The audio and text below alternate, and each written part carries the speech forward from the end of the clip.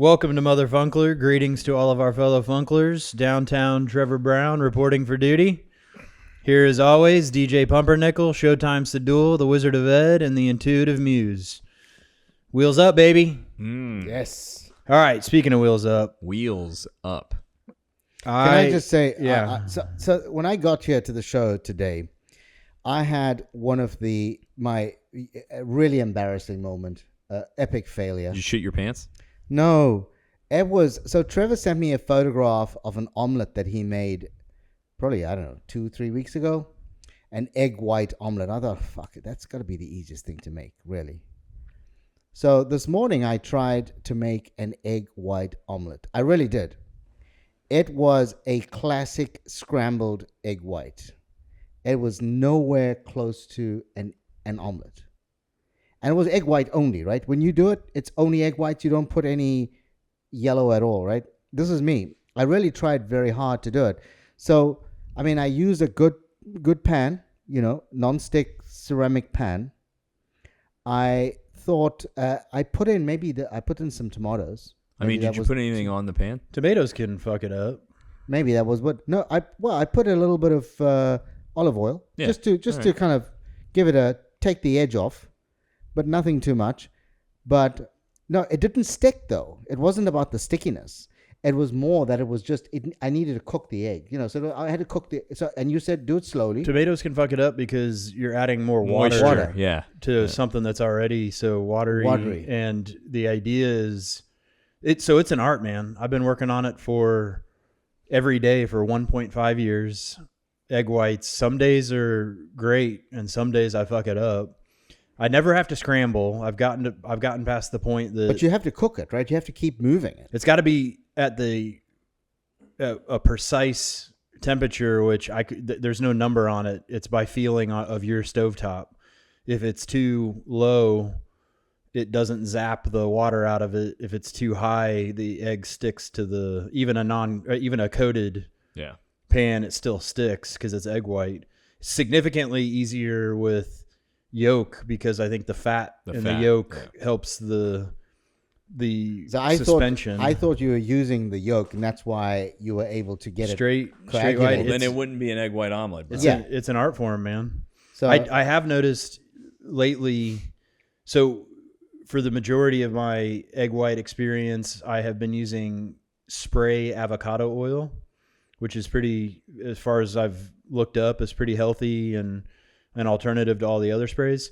In my bodybuilding project, I am now required or supposed to be using Pam. Significantly easier isn't Pam canola oil? Dude, Pam is so much better. Pam works so good. Pam works for whatever reason significantly easier than olive oil or avocado oil or any kind of There's also spray, or was it? Dude, I invested in the expensive spray olive oil stuff, and it does taste good, and it's theoretically better for you. But I will tell you, nothing works like Pam. So is Pam like butter, or what is Pam? No, it's a spray canola oil. I think it's canola oil, but it's a spray deals, 0 calories. It works. So what's the trick? Is it you cook it at the right temperature, slow for an extended period, and then you're good? I've been recently, I think this is executive level. I have been fucking with my process and putting a lid on top so that I get a little convection going. So the top solidifies as well. Yes. I think that depending on underneath temperature and what type of oil you're using, that the top could or couldn't fuck with your process. And drop the tomatoes. I think that's messed me up. I think the tomatoes go on after you're done cooking. And if you want your tomatoes to be heated up and cook them in a separate pan and pour them on top. And tomatoes are great if you make them in a pan with the cover because it keeps the moisture. It shrivels them up nice. That's good stuff. So I'll be trying that, and I'll be reporting back on my success with an omelet, because I really think I make very good scrambled eggs. I make the creamiest without adding any cream. I make the creamiest scrambled eggs. Fried eggs, I can do it. Well, welcome to the show, everybody. Cooking with PR.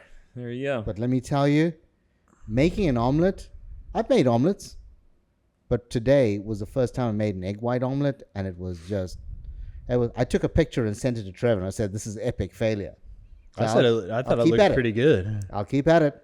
The egg whites were colored like an orange because the tomatoes mixed into the. It looked great. Yeah. It tasted really good though. So I bumped into this thought the other day that people that are late are optimistic, and people that are on time are pessimistic. So I want your guys'. I specifically am bringing this to the tribunal because I have. You're always early. I have preliminary. No, not really. I've put at the end of this. I want to tell you I put this to the test. All variations of what we're gonna hash out. So people that are late think that traffic won't happen. Parking will be easy. Nothing will go wrong. Everything will somehow work out perfectly. And then there are people that are the pessimists, I think, that take into consideration accidents, delays, forgetting something, worst case scenarios.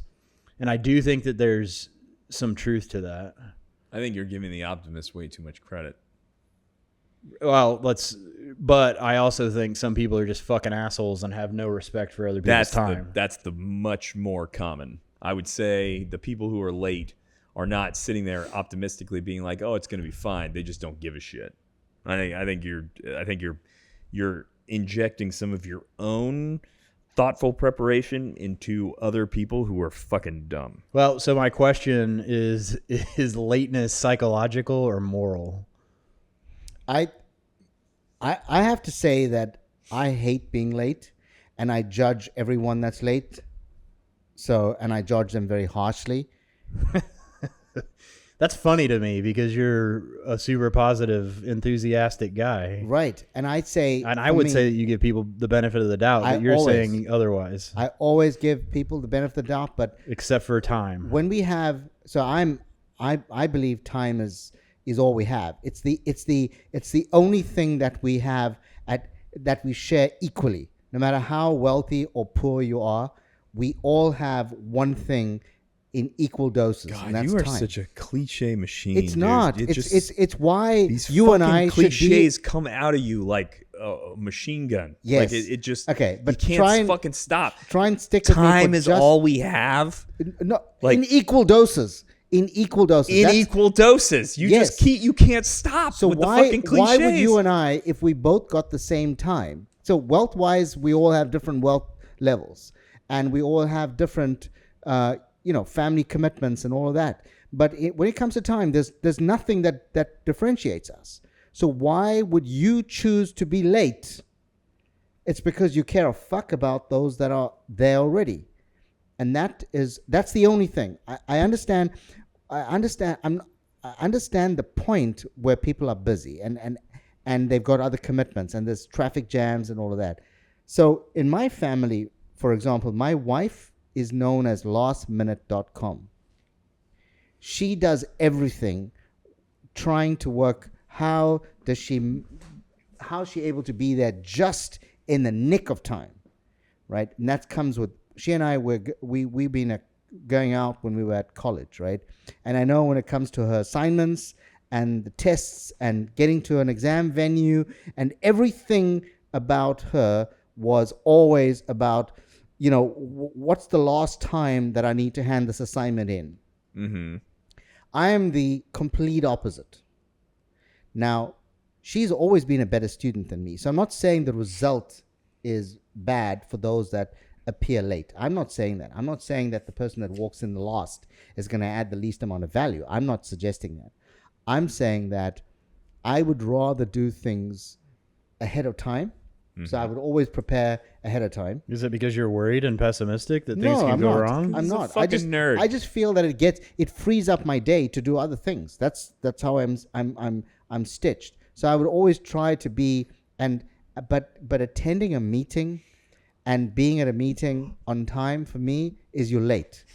For me, my mantra is, if you're on time, you're 5 minutes late. So I would always try and get there. 15 everybody minutes, at home, keep track of the cliches because it's 15 just minutes ahead it's of so time. fucking many. If you're on time, you're late. 15 I mean, minutes early is on it a time. cliche? It to me, it's just how it's being respectful to the group of people that I'm meeting with. If it was written quoted the way that you just said it in a self-help book, I'm going to say it's cliche, and I can guarantee you that there are books on planning.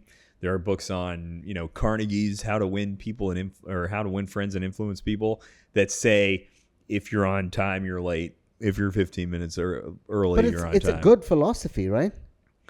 I'm not making a judgment as to whether or not it's a good philosophy because personally, I also think you should always fucking be on. Like, I go places and sit in my car early, but I don't walk in early. I usually walk in. What about the airport? Because that's one that I had to. I go back and forth with my wife on that because now I have clear and pre-check, and since I've gotten clear and pre-check, I have not waited yet. So what I mean by that is I have parked. If I check a bag, I check a bag and walk through security where I am not at any point waiting. So yesterday. So to me, I just need to be there an hour before. So to give you an example, graduation. My son's graduation on Friday.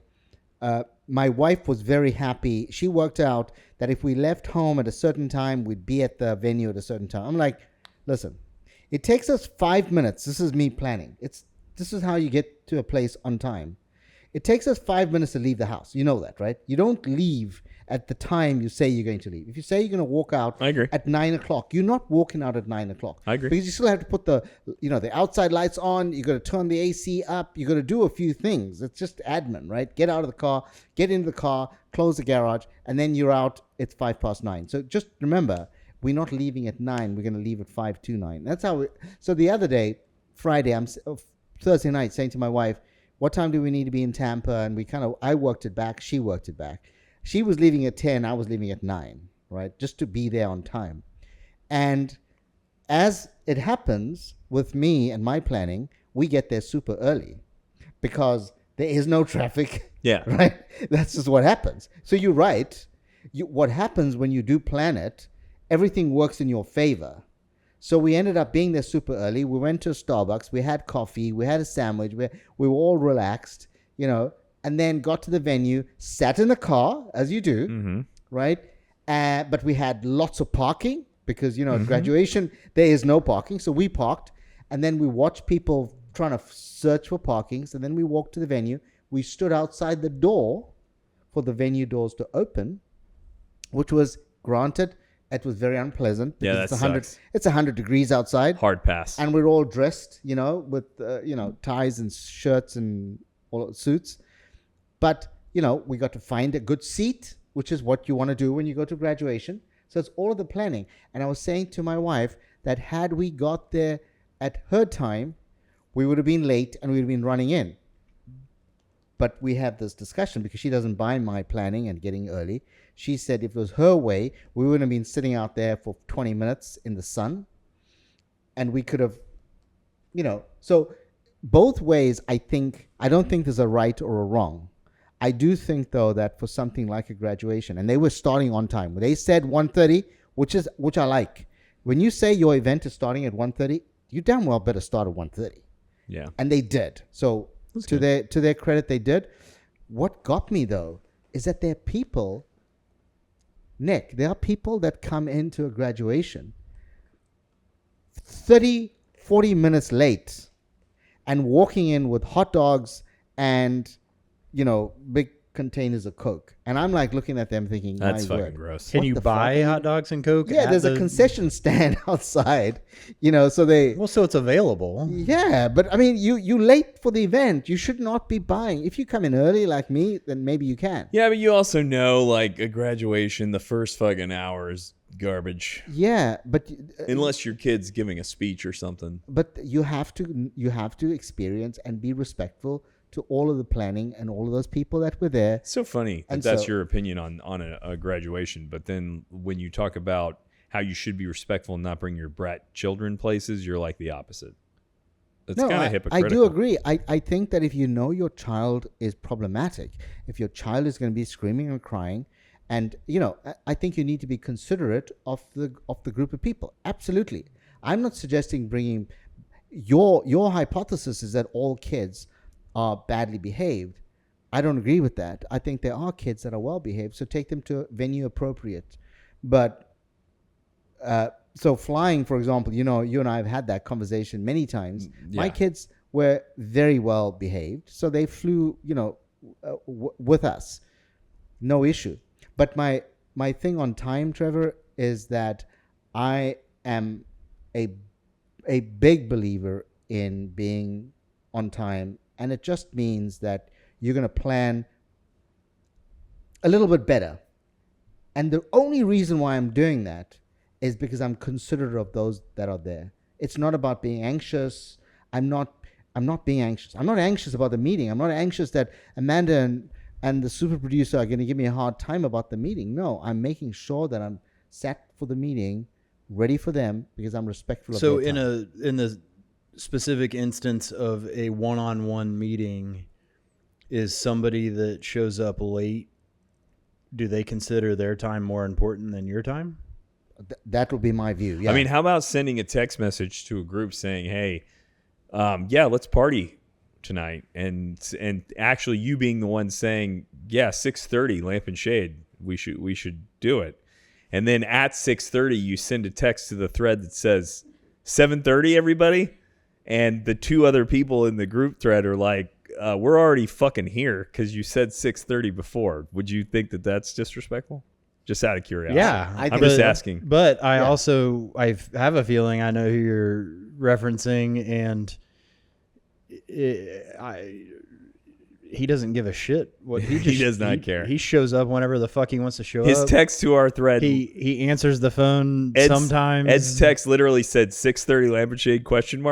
Both me and Amanda said yes. And then at 6:30, while I'm in the car driving to Lamp and Shade, he goes, 7:30, Lamp and Shade? We go, dude, you said 6:30. We're here. We're like here. Yeah. I think that, so here's the thing, is that socially, there are times when that you're less constrained because you're going out with friends. It's kind of an outing. I have a little bit more of an indulgence to saying, use your poetic stuff there, right? There are times when you and I, when the 4 or 5 of us decide we want to go for a drink, and I end up coming in 15 minutes late. It's a drink. It's social. It's fine. But if Trevor and I are having a meeting, I know he's always early for a meeting. Because it's serious. I think I'm on time. Well, I don't think so. I'm early. You generally, you always come in on time. And I always say to people, I know people, I have them already. Unfortunately, you know them. Oh, fuck. That guy's always going to be late. Yeah. It's like, oh, fuck. It's always going to be late. I plan a lot of my experiences not like methodically, but based on who the person is. I learn their habits and kind of judge my timeliness based off of, okay, I'm going to respect their time, but I'm also going to respect my time. And if I know that they're chronically late, I do think I don't intentionally adjust, but I don't put so much of an effort into being there punctually. Okay, so you're saying it's very subjective. And then if they go, dude, what the fuck? I was on time and you're 10 minutes late. You go, dude, you're late every single time. Yeah. So I have a very odd relationship with time, and it goes back a while when I had a kind of my first major shift into thinking deeper. I was rushing around the house to pack my bags to go meet. I was flying out of town to go meet Amanda. We dated long distance, and it was the first and only time that I've been to New York City. And I was running back and forth between the laundry room and the bedroom, doing laundry and getting the bags ready. At this stage in my life, I think I'm pretty, I don't want to say OCD. I think it's disciplined. I think I don't have to like check a lock 89 times, but I do want to make sure everything's in order. I don't think it's an issue. I don't think it's a mental issue. I think it's just being disciplined. But in any case, the clocks in the kitchen were stressing me out because I had a deadline to get out of the house. And every time I would walk past from the bedroom to the laundry room, I would see the clocks. And I had this download that I'm doing the best that I can do to prepare. And this digital interface is forcing me, it's glowing green, and I can't help but look at it. So I put pieces of tape over the digital numbers, and the tape is still there to this day. So I know I do pay attention to my phone, and I have my calendar padded. I know how much time I need for my activities, and then I leave 15 to 30 minutes really with everything that I function with in and around my area, my community, 30 minutes max for padding, and that handles everything. Nick, you go to restaurants a lot. Is it a big deal for you when you make a restaurant reservation to be on time?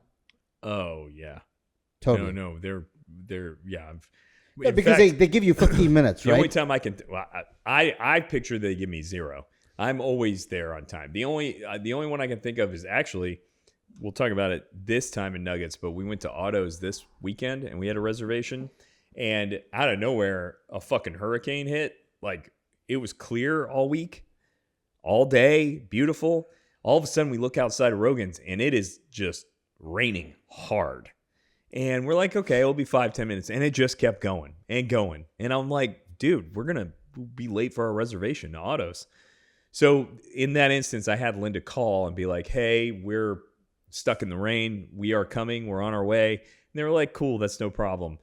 But I assume that if I'm more than 5 minutes late to a reservation, we're fucking out. Like, we're not going to get our reservation. So when you talk about reservations, yes, that one I'm super strict on. Yeah, I'm very strict. I also don't wait to eat, so I don't go somewhere where they're like, oh, it'll be 45 minutes. I go, yeah, fuck you. The restaurant reservations, I would say that it's one of the things that other than meetings, because restaurant reservation is just I'm going with my wife. So what I do is I lie to my wife about the time of the restaurant reservation, because she's never going to get me there on time, because we have to go together. Yeah. So, and she doesn't know what time the restaurants are, and I don't tell her, and so I walk in and I have to whisper to the person that's checking us in. Jesus Christ, Peter. It's Pragasen Ramya. We have the 7:15 reservation. I'm whispering to her, almost sign languaging, because my wife was told that the restaurant reservations at 7 or 6:45. And I'm walking in at 7. And most times when you get there at 7, they're fine to seat you, right? And if they're not, they're going to say to me, you're at the bar for a while. Yeah. And that's cool. But that's the kind of... And my wife and I mean, she's absolutely phenomenal at everything. But she and I manage time differently. Mm-hmm. Trevor, you don't do restaurant reservation, and you just like to go in there.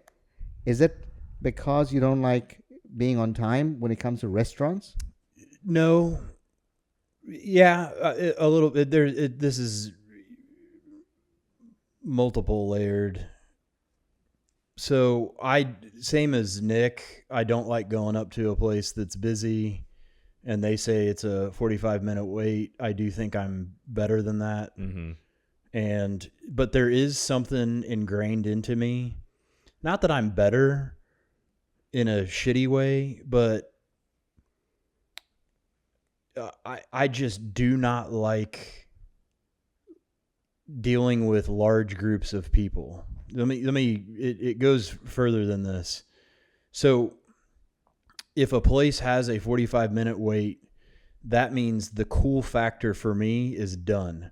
It's a popular place, and I don't want typically anything to do with popular. I am very alternative and underground, and I love the beginnings of things. So like I like being the first one going to a new restaurant that does not have a wait, experiencing it, and then when it becomes popular, it loses interest for me. So it's not a better than, it's just like, oh, you have a 45-minute wait now, you've made it, you're going to be successful. I'm going to go find something new and unique. Domu is the perfect example of that to me. I'm like, it's fucking ramen. It was really good. I had the opportunity to go a couple of times when it was still kind of new and you could walk in. Now, you walk up to a fucking ramen place. Okay, it's hot water with noodles. Like, it is excellent, but that's what it is. And they tell you it's a 2-hour fucking wait. And I'm like, yeah, I'm never coming back here again. And Domu doesn't take reservations. At all. So that's why I haven't gone back. The other refuse. I'll leave side, it for the young cool people. The other side of this, as far as restaurants for me goes, is a little bit more magical, metaphysical. I like the rush of saying, it's kind of like you and finding a parking spot. We've had that conversation before, that you're optimistic about parking up front, and I say it probably not in necessarily a good or legitimate way, but as like a game, that if they're full and I don't want to make a reservation, and if they are full, it wasn't meant to be, and we'll go to the next place, that the next best place that we have, because it makes it more of a game and entertaining than locking into, I'm committing to this place. It probably comes down to commitment. Yeah. That I don't want to, if it's open, it's open, let's go. And I think it's an island, whatever. But what about, I often think I'm working my palate up. I'm wanting to have, for example, Kaya food. What's the food at Kaya called? Filipino. And they take. I'm wanting to have that food now. I'm like, fuck it, I can't. And then Yeg says, we go as a couple, and she says, no, okay, we're not going there. We're gonna go somewhere else. Like, no, I wouldn't be happy with that. Yeah, but Kaya takes reservations. No, I'm using that. I'm just saying your palate. You can't just kind of say, okay, we're not going to go here. We're going to go there. We're going to go there. No, my mind is, what would you like to eat tonight? I want to have Chinese or Filipino or whatever it is. And then you say to me, no, we're going to fucking have pizza. I'm like, no, this goes down extremely deep into my concept of challenge reward. And let's get deep. That if I am set on something and it's impossible to do, I think it's like a S&M dungeon thing. Like now we're getting real most deep. People wouldn't, and I don't buy into this shit, but most people don't find pain typically associated with sexual pleasure. Some people do. I like the idea when the option isn't available and the challenge of having to do something else. That's a bigger payoff for me, to figure out the second option, problem solve. It gives my brain something So to go with that, say for example, you go to Real Fish and you say, have you got a table for two? And they say, no, it's a 45-minute wait. Fucking face. They say, yeah, it's 45-minute wait. And then you say, okay, that's fine. I'm going to go to Imperial. Would you do that? I think so. Totally different cuisine. By the way, Real yeah. Fish, dude, you make a reservation at Real Fish for $7.15, you're not getting sat till $7.35. That's fucking bullshit. No, but Trevor goes to Real Fish and doesn't make reservations. It just like your parking spot deal that we went through years ago together, that magically happened, and you were optimistic. And the super producer was also at the Trader Joe's with me. When Yikes. Amanda and I have gone to a place, I don't want to sit. I typically don't want to sit in a main dining room, and my favorite thing is the corner of a bar. I like, because you get to interact with the bartender more. There's more entertainment. There's no more children one-on-one, and people that go to the bar are more talkative or interactive, and there's usually always a spot. Like if you want to go to what's that place over by your house that you guys keep talking about? Tori? No, more American cuisine. Strand. Oh yeah, the Strand bar is fucking. The reservations are fucking forever. But you can roll the dice and potentially get a bar spot. 8 o'clock. 8 o'clock on a Wednesday or Thursday, you can walk up and eat at the bar there. Or you can go to DBA, I understand, and the food So is DBA fantastic. won't do full menu from Strand, but they have their own menu, which is pretty good. And DBA, and it's the same for the Strand, won't do full menu for drinks, but they will do some of it. Either way, I mean, it's a great experience. And fucking the DBA bar has a great corner. That's awesome. And Strand has a great corner. That is awesome if you can get it. And they've spaced it because they know people like the corner. So at DBA, the side has 3 seats. Then it is the corner, and then all the seats down. To have 3 tells me that bar has planned on having a party of 2, then having 2 people at that corner. And that to me is ingenious because the corner of a bar is the primo spot. Yeah. If you ask me. Same with Strand. They have it where it's 2, and then 2, so 3 on each side of the bar, meaning you're theoretically doing a party of 2, and then a party of 2 that's splitting the corner, which is the way to go. And just for anybody out there, Strand is tough to get into, but if you have 2 people, Linda goes constantly on Wednesdays when I'm hosting trivia, and then you've got Wednesdays and Thursdays. If you go at 8, you can usually walk right up to the bar and eat at Strand. So just a little nugget for you guys. I also have a trick specifically with restaurants, but I want to get back to time. And this isn't just with restaurants. I have a concept that I've been working on that I am truly interested in people and connecting with people.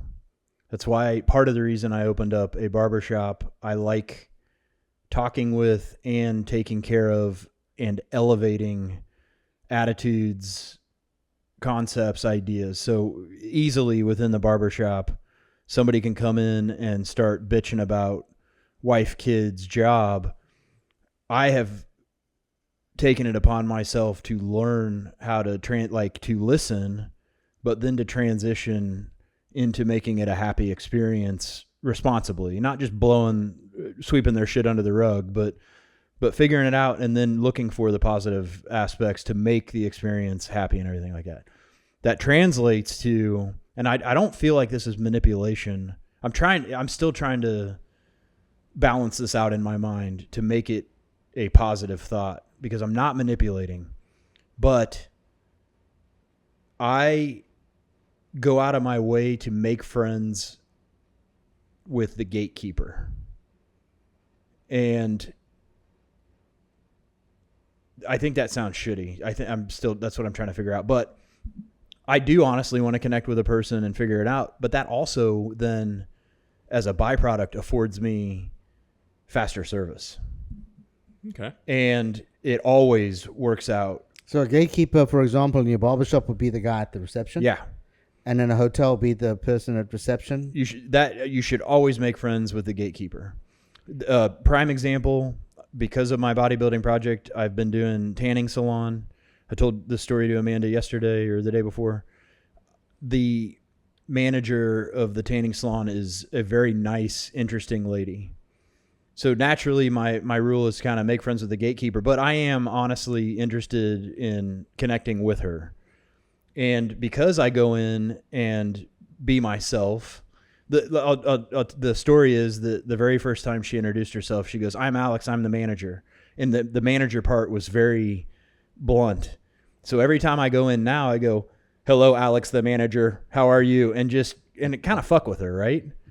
But we have these like just 2-minute exchange catch-ups, which are very nice. I learned that she had a operation and now she's 100% and taking care of her kids. And we talk about her husband and we talk about my wife. And it's just a real quick, fun, nice exchange. I went in the other day and there was a line, which there typically isn't a line.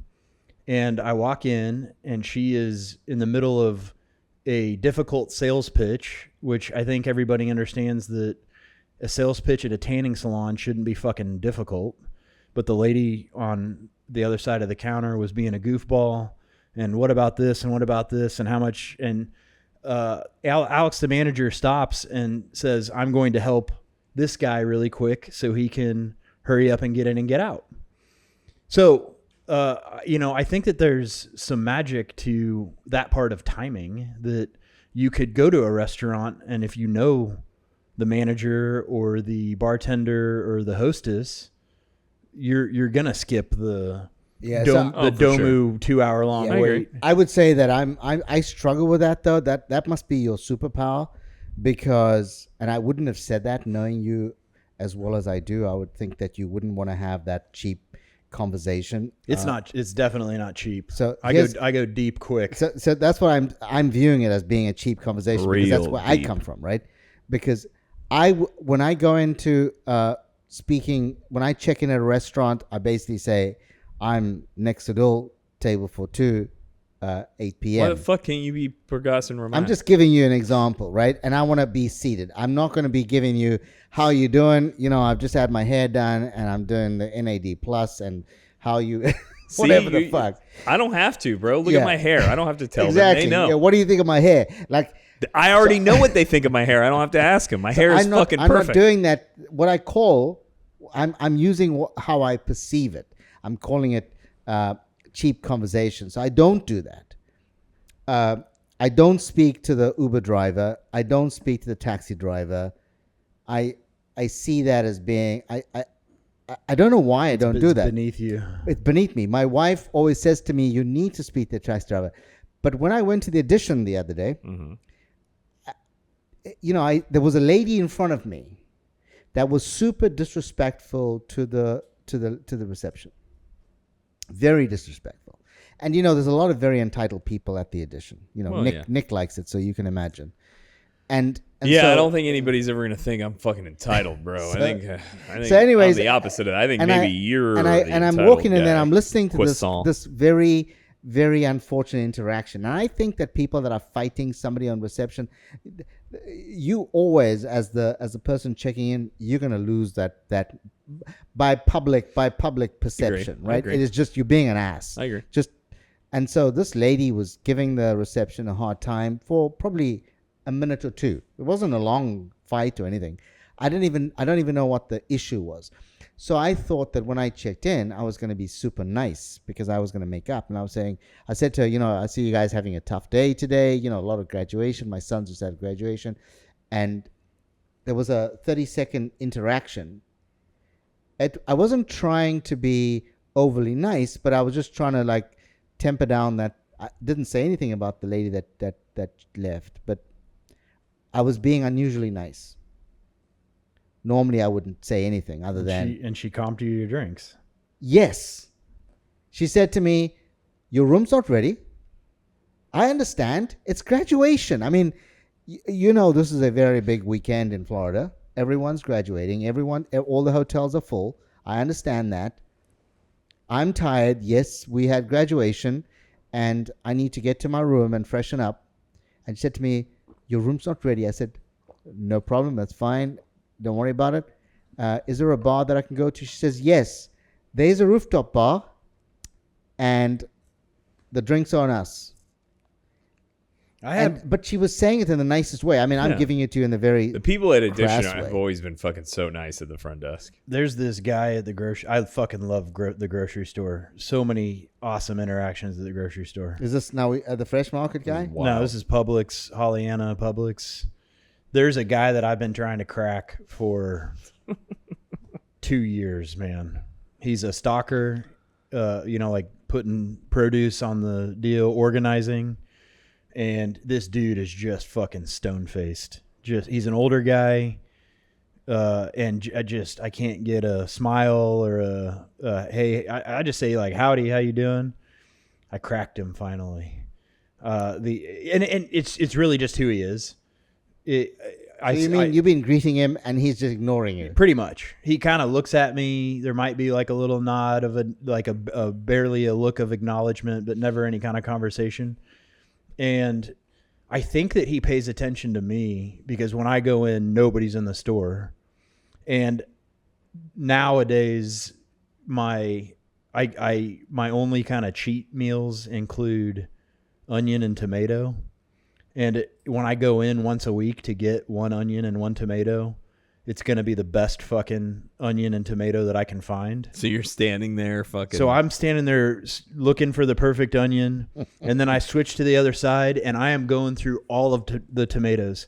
And I think that Sunday when I go, a lot of things are kind of picked clean, but Sunday's the day. And I'm looking at the tomatoes, and they're not really red. They're that washed out, you know, like not. And I'm like, man, if I'm gonna eat this tomato, it's got to be good. And I'm looking, and the guy comes up and says, "Hey man, I've got a fresh batch of tomatoes in that box over there if you want to take a look." So like that's the way to all of Trevor's that, heart, bro. you know, all of the time just to connect and get him to smile paid off that I got a perfect tomato one day. And you know, hopefully I made his day, but he definitely made my day. Isn't it nice? You feel good because you're nice to somebody, right? And then when they respond like that, you never had that intention, or you know, I never had the intention of being nice to the lady at reception, that she would give me a complimentary drink. It was not my intention. That's where I was going And with I don't want to feel like I'm manipulating, because I'm not. But I've learned that if you are nice, that more things are available for you magically, you know, like you feel better. I'm really glad that you feel that way. I'm glad for you. But you're a nice guy. I noticed you at Fiddlers, you're nice to everyone. So I'm nice at Fiddlers, yes. I'm nice when I can be nice, but I've found that really existing, you can't really be nice. So when you go into a restaurant to it. check It's in, unfortunate. are you going to walk in there with... No, I walk in and I'm super nice. And by the way, the other thing that I do where you are trying to relate on a fucking personal level is I just give money to everybody. That's like, I walk in, I'm like, here you go. Here's some tip. Fucking please take care of me. But if you're checking in at reception, you can't hand the lady on the other side of the guy $50. You can't. Or do you? I give them $20 when I check into every hotel. No, I don't. I'm Every checking in. I'm not giving them anything. Every single time. Okay. So what I'm talking about is, like, for example, I've talked about Happy Nest a couple of times in the podcast doing my laundry. They recently lost. It's inconceivable how it happened, to be honest. inconceivable. 2 bags of laundry, because we came back from London. 1 bag was mine, 1 bag was Linda's. We get our laundry back, and it's 2 bags that they give us back, and it's a mixture of the 2 of ours and somebody else's fucking laundry. By chance, it's all these vintage, really nice vintage t-shirts that I'm like, this is not somebody's normal laundry. This is like a vintage store or something. But every pair of underwear that I owned was gone. And as I think I've said on the podcast before, it's all Lululemon underwear. Black Lululemon underwear is all I wear. 12 pairs, gone. My running socks, which are not cheap, black Baliga's the name of the brand. Every single one of them's gone. Linda, she's not extremely fast at running, but she is technically sponsored by both New Balance and Bandit running companies. They send her clothes to wear for free in runs. All of that's gone. I call and I'm nice about it, and they're like, well, blah, blah, blah. This is Nick nice or like normal person nice? No, I was being nice at first. I was like, hey, the laundry's gone. Like, all my underwear's gone. I need you guys to look for it. They're like, oh, no worries. Okay. Another day passes. I'm like, where's my laundry? They're like, oh, well, we haven't found anything yet. We don't know how many information. I go, okay. Finally, I go, all right. They go, well, your service contract says that we only reimburse. I go, I'm going to stop you right there. You can't fucking contract out negligence. So now I'm going to sue you, is what's going to happen. You've lost my fucking laundry. Here's the amount of money I want you to give me. Either you're going to give it to me or I'm going to fucking sue you. And they go, well, our service, we're maxing out $300. I go, $300 is a fucking laughable joke with what you've lost. So now I've transitioned into where being nice and being cool with these fucking people did nothing. Negligence happened because they don't give a fuck, and I had to be fucking mean. That happens often. And it happens at hotels all the time, which is unfortunate because I always try to be as nice as humanly possible. And it gets you a certain distance, but then the fucking negligence, the breakdown comes in, and I have no choice but to fucking fight. So when you say it, I agree. I always try to lead with being as nice as humanly possible, but really you're just waiting for them to fuck up. I mean, what's going to happen being super nice to all these people when they fuck you hard? Are you just going to be nice and smile and take it like every other little bitch, or are you going to actually fight back? I guess is my question. I used to fight like tooth and nail in service examples like that. Like right out of the gate. Yeah. I was never nice. I think that I have gone out of my way these days to specifically avoid services and situations that, so yeah, I have been, since sobriety and body project, been focusing on developing leadership skills, subtext, and very specifically, I want to be unfuckwithable. Unfortunately, being unfuckwithable means that I have to do a lot of legwork to make sure I'm never in that, like, not to just trust that a service is going to do or not do what they say they're going to do and then have to deal with the repercussions. I have to proactively circumnavigate. Then how would you proactively circumnavigate somebody losing your clothes? I do my own laundry. Oh, okay. Fair. And I would never ship, like, I fucking hate dry cleaners. I hate dry cleaning. I always have. I hate trusting other people. Well, and I wear suits. I have to go to dry cleaning. That's a separate company. I'm going out of my way to make sure that I don't have to deal with that at all. There's a little more legwork, but as far as energy and effort, but stress is ridiculously low. And then the things that I do choose, like a tanning salon service, I mean, you really can't fuck that up. Like, okay, so you only pick things that they can't theoretically fuck up. Which is probably why I don't really make reservations at restaurants and roll the dice on sitting at a bar seat, because I have had reservations forgotten or canceled without knowing. Oh, I mean, that's why I haven't gone back to Real Fish, is I showed up to Real Fish with a 7:15 fucking reservation, and we didn't get set till 7:45. It's 150,000 degrees outside, and we have to stand outside uncomfortably for fucking 30 minutes when we had a reservation. Like, why have a reservation if you got to wait 30 fucking minutes to sit down? Meanwhile, also, as you notice, when you make reservations, there's fucking empty tables everywhere, but we're fucking standing here like a jerk off. I don't go out of my way to go to Domu. I do go to Domu because I know that Amanda likes to go to Domu. And that is something that, like, I will eat when I'm not training that we can enjoy. So I'll bite the bullet on that deal. But that should mean a lot to Amanda, though. Like, that means that you're doing something that's outside of your comfort zone because it makes her happy. If it was up to me to go to Domu, I would be like, fuck you guys on all the open tables and your cool fact. I hate places that do the cool factor. Oh, buddy, they pick and choose, motherfucker. I know. Who sits down. But there is no question about it. The problem that I have with that argument, though, is that the two of you guys would be the first ones they'd sit. Which is typically what happens. Yeah, I'm not. I'm a middle-aged, nerdy-looking white guy, like, with a wife who's not taking Instagram photos with a huge hat. Like, we're not going to get sat. You guys would be fucking radical. There was a place that I vaguely remember because I was shit-faced, that Amanda and I were rolling the dice on going up to. It was a sushi place over by your house that does timed. Edo Boy. Okay. And like the person, I think I remember saying, like, there was an opening, but we had to make reservations. And I think I spouted my mouth off and was like, fuck you and fuck this. No, they don't. Because of the nature of their ingredients, they don't take non-reservation. Well, but I got shitty because of it.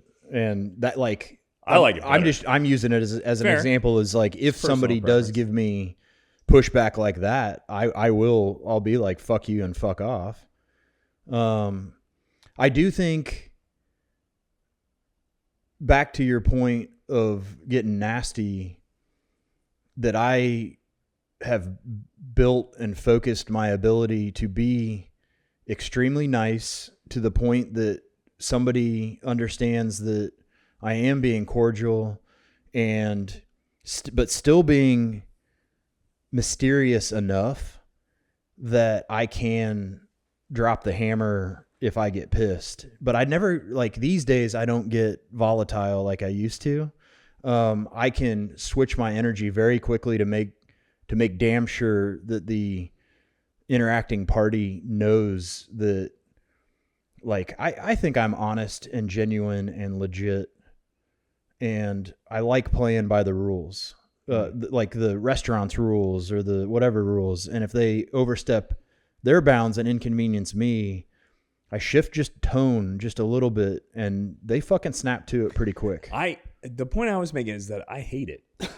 I hate having to be the way that I have to be most of the time. Like, I miss being like my brother. Like, I miss being able to go into somewhere and just having fun and whatever. But now I look at it and it's like clear that they're just fuck you. Like, you mean nothing. And I do have the ability to fight back against that. And now I feel compelled to do so. So when I walk in and somebody goes, oh, no, or we lost your clothes, I go, well, you're going to fucking find my clothes. You're going to stop whatever your other priorities are, and you're going to find my fucking clothes right now. Or, you know, you're going to pay a lot of money for that. Like, because I have the ability to make you pay a lot of money. The unfortunate thing is that attitude sometimes is the only way to get a good result. Correct. That's my unfortunate. point. Well, you got to know Totally when to implement. Yeah. So I would think that, you know, in my office, for example, when clients know when they call my office, I will go to the end of the earth to help them out. And the minute they sense that, I disarm them. I disarm that need for them to want to fight. There's no need to fight. I got your back. I'm going to go and fight for you. Right? And what you get from that, by the way, and to piggyback on your idea, knowing when, what I've noticed, I've had situations where I got engaged because whatever was going on needed me to get engaged in this. And after a brief period, I recognized that I don't need to be, that the person is this is trying to work out. And that has disarmed me at those moments where I go, okay, listen, Yeah. I'm sorry. One specific is when I bought the Woodward house, I called multiple times to have the fucking water ready to go. Okay. Water should be on, should be ready to go. I had it in writing multiple times. I paid for it to be open. And I remember showing up at the house and the fucking water wasn't on. And I called OUC and I fucking lost my mind. I was like, here's what's going to happen. You're sending somebody to my house right now while we're on the fucking phone. And they're going to turn on my water. I'm going to fucking watch them do it. You're going to do it right now. I'm letting you know. You've left me without water. I don't have my other house anymore. This is the only house I have. And what you're telling me is I don't have fucking water. And I have it in proof that I should have my water. And within a couple of minutes, the woman was like, she started crying on the phone and was like, we're going to do it. I go, okay, stop. I've overdone it. This is my fault. I apologize. Mistakes happen. Like, and once I got into that gear, she actually went above and beyond 1,000 times to get my fucking water turned on. Yeah. So to answer your question, I don't always know when I should or shouldn't engage. But if I'm mistaken it, I have taken a step back and tried to be as cool as humanly possible. The only story I can think to kind of compete of my style of kill shot is, and I'm going to try to make it really quick. I was at a Christmas-ish gathering at my sister's house. Nothing official. We had a nice dinner, and we were sitting by the fire pit in the backyard. My parents were in town. Amanda's parents were in town, and a dog was barking. And my dad and I were, when we get together, we can get it. I really like joking with him. We have the same sense of humor. It's really dry. It's pretty shitty, but I love it. Like, I love being able to be shitty around him and kind of be myself without having to put on the nice front. Yeah. And I said something kind of, we role play a lot, you know, like in real time, which is, you know, it's fun, it's funny. And I said something like, you know, tell that dog to shut up. And he's like, shut up, like loud. And I'm like, this is great. And we're having fun. Well, whoever owned the dog had their door open, and supposedly it was a lady who just had a baby and was going through like postpartum. Yeah. And she thought that we were yelling at her, not the dog or something. This is kind of besides the point. The thing escalated, and my sister made my dad go to the fence to apologize to the lady, and he did, and it just got worse and worse and worse. And then at the point that it was calming down, it started to escalate again. And I hadn't really said much up to this point. I went up behind my dad because the husband got involved and just wanted to just back my dad. Yeah.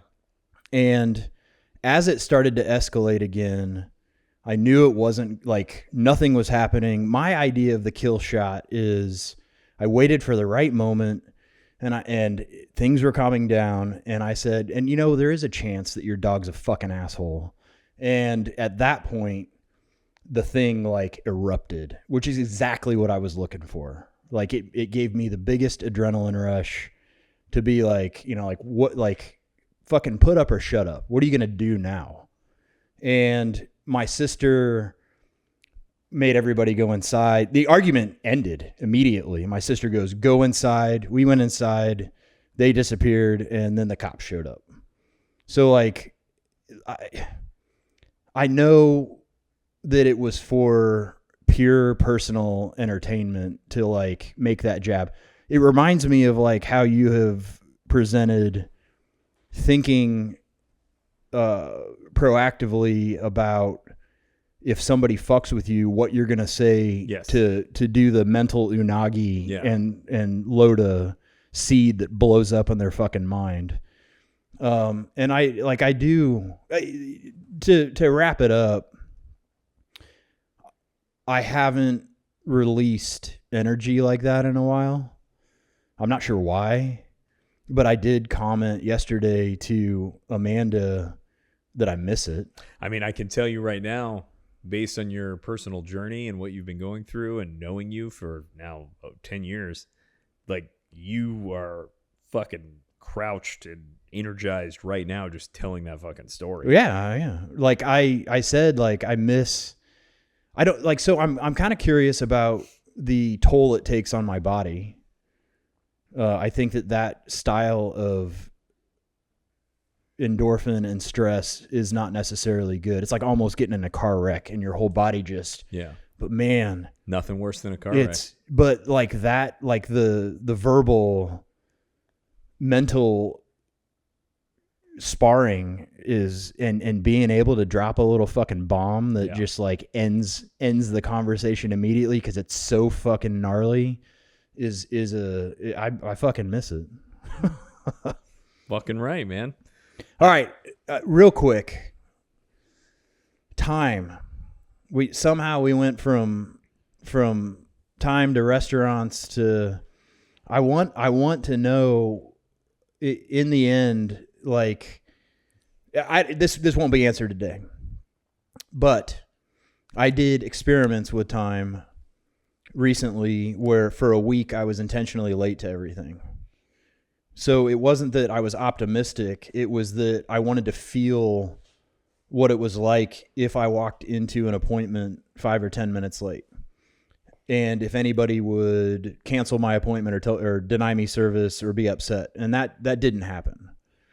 I don't think that my test on being late will ever be accurate because it's wired into me to take everything into consideration and be on time places. I don't know how to measure that experience. I did fuck with being at the gym, and normally I am extremely particular and stringent about time spent resting in between lifts. And theoretically, there are different variations of timing to enhance muscle growth, 30 seconds, 60 seconds, 3 minutes. So I've messed with all that, and I have my own timing. But I did notice that as I was watching the clock in between sets, I was getting stressed, and did an experiment where I didn't look at the clock the entire time that I was lifting. The workout was significantly less stressful, and I left 30 minutes early. Still I didn't feel exhausted. I didn't feel like I underdid it. It felt perfect. So I know that time is a stressor for me. I don't know if that makes it pessimistic, but what my kind of conclusion on this deal specifically for myself is there is pessimistic people that say, I'm going to be late, I'm going to be late, I'm going to be late, I got to be on time, I got to be on time. There are not necessarily optimistic, but like oblivious people that say, everything's groovy, I got time, I have plenty of time. But what I'd like to focus on myself is that everything revolves around momentum without focusing on stressing about momentum. It's like a flow state sort of deal. I know based on taping up my clocks that if I start a task at a certain time, I intuitively know that I'm going to complete the task as best as I possibly can without dicking around. So I need to trust in that. And I think that there's a third category of just being a realist and saying, like, I'm not positive about getting there and therefore potentially late, or it's not that I don't care. And it's not the opposite end of saying, like, I could get in a wreck, because I never think negatively to be on time. I never think about what could happen. I think I'm an efficient fucking driver. I get from point A to point B. There's no need for me to look at the clock, because somehow like lights turn green and like I weave in and out of traffic. I think like a fucking magician, man. So I think realism is the focus for... I mean, if you're talking about realism, then what you're doing is if it's 20 minutes away, you add 10 minutes. That's a realistic view of it. That's what I do. I pad my schedule, and I just say, hey, if I'm there early, it gives me time to check my phone, look at at the schedule, relax, and fucking. If I am a little late, who gives a fuck? And the reality is that when you're on time, is you're not stressing about anything. So I don't actually in my day, for example, if I know I'm going to be here at 11:30. I'm not stressed. My day is already planned well in advance to be here at 11:30. I'm not stressing at 11 that I need to, oh my gosh, I need to leave now. It's already been, I've already factored it in. I've been to the gym. I've done all the things I need to do, made that messed up scrambled egg, and I'm good. One more question, and this could probably blow up into a longer deal, but I want to wrap it up. Do you think that women are notoriously late and guys are on time? The reason why I am on time is because when I grew up, my mom was always late. So we always went to every event. I don't need to give some convoluted story that fucking doesn't answer your question. My answer. We always went late. So I'm saying that in my life, you don't think that applies women versus men? I think human beings are human beings. I don't think there's some fucking biological difference between men and women and being. I want to agree with Trevor though. It is women, because my mom and my wife, two women in my life that play the most meaningful role, are always comfortable being late. All the women that I've ever dated in my life have always been fucking ridiculously late, except for Amanda. And that is one of the reasons. I mean, dude, it's some of the women are on time. Some of the women I've dated are late. And also the majority of the human beings that I know, men or women, are fucking late. Because just people are fucking don't care. So you don't think it's got to do with the male, female? I think that a very few, makeup. As I will always say, a very small percentage of people fucking get it. And they're men, women, doesn't fucking matter, gay, straight, fucking different races. There's a certain percentage of people that fucking get it. And those are the people that are going to make an effort to be on time and respect it's not even a matter of respecting other people's times. It's a matter of knowing what's going on in culture and knowing that being on time is important. There's a small percentage, and chances are I'm not going to end up with One of the guys that I worked with, as a concluding remark, to this day, he tells me, and he will always be late, but he is late by, it could be 5 minutes, 15, 20 minutes, 30 minutes. It doesn't really matter. He will be fucking late. And in his view, the fact that he is late happens to deal with his perception of status. He believes that because he is the big dog, he's going to be fucking that late. is not what I was talking about. That person would not qualify as somebody who gets it to me. That would be qualified as somebody who's a pile of garbage. Yeah, I agree. And he is extremely wealthy. But he is late to the point of not just being wealthy does not disqualify somebody as being a pile of garbage to me. No, he is doing it because he's making a statement about who he is. Him a pile of fucking garbage, PR. He's saying that in every situation that he's in, and he's very selective as to situations he's in. He's always the big dog. He's always fucking late. I am also extremely selective to the situations I find myself in, and I'm on time because I am not a self-centered, narcissistic pile of garbage to which you have just explained. He is. Yeah, exactly that. And you called him your friend. I wouldn't say he's the garbage, makes me though. kind of sad. But I'd say that he is.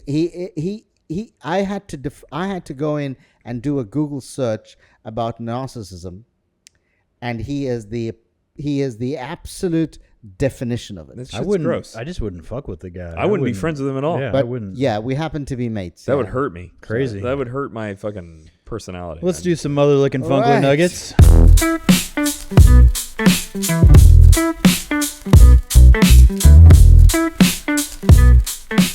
I've got one. Yeah, what do you got? So I went to the Oxford Exchange. Yeah, Tampa. In Tampa. Love that Oh place. my goodness me. It is.